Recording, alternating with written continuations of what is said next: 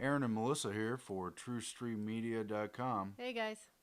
And I was trolling Facebook after the big game. All right, the Super Bowl.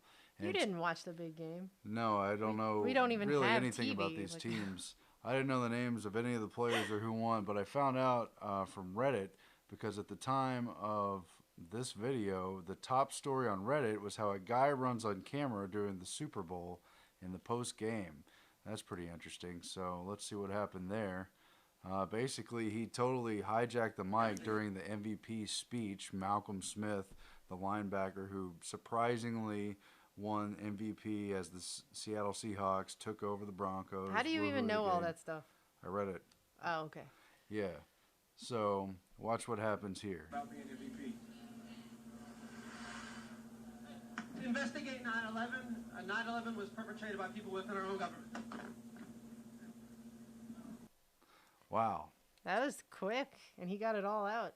Really succinctly took the mic, said what he wanted to say, and got out of there. That takes a lot of guts. It does, yeah. Let's watch it one more time. Investigate 9/11. 9/11 was perpetrated by people within our own government.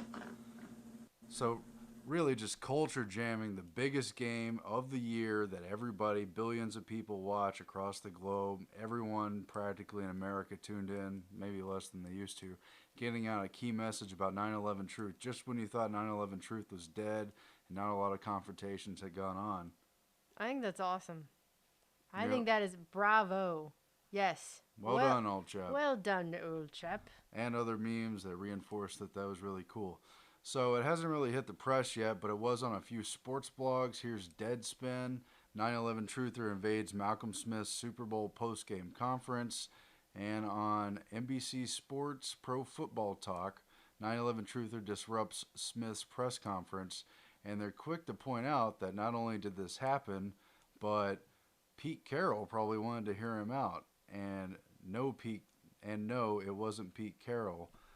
Pete Carroll is the coach of the Seattle Seahawks, and apparently he had an even bolder 9/11 truth conversation with a four-star general of the Army, Peter Chiarelli, a guy who led the armed forces during the Iraqi War and was a major four-star general, just retired, but at the time of retiring he was the vice chief of the staff of the entire U.S. Army, and he apparently led the entire Fort Hood 1st Cavalry Division, so pretty high up in the war.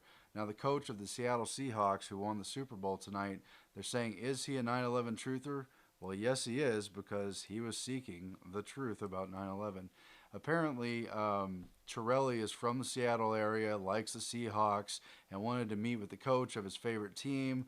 They talked about some of their work in charity and through the Army on traumatic brain injuries, and the coach suddenly turned it to talk about Operation Iraqi Freedom, not over the brain injury stuff that the four-star general wanted to talk about, but about, quote, whether the attack on the Pentagon had really happened and if the September 11 attacks had been planned or faked by the United States government. And according to an aide who was there and facilitated the conversation, every 9/11 conspiracy theory you can think of was brought up by Coach Pete Carroll. Way to go, Coach. That takes some balls, too. Wow. Even when you're high up in the sports thing and all the billionaires and important people around you. And they said he didn't even leave it at 9/11. He had lots of questions about the role of the military today. The role of the military today. Well, that does make you a 9/11 truther, and it's perfectly normal to ask questions. It's kind of like being a conspiracy theorist. I mean, that just means you have a theory that a conspiracy has happened, of which many conspiracies have happened all throughout history. But of course, these sports things and these games and whatnot, they're not going to bring this stuff up.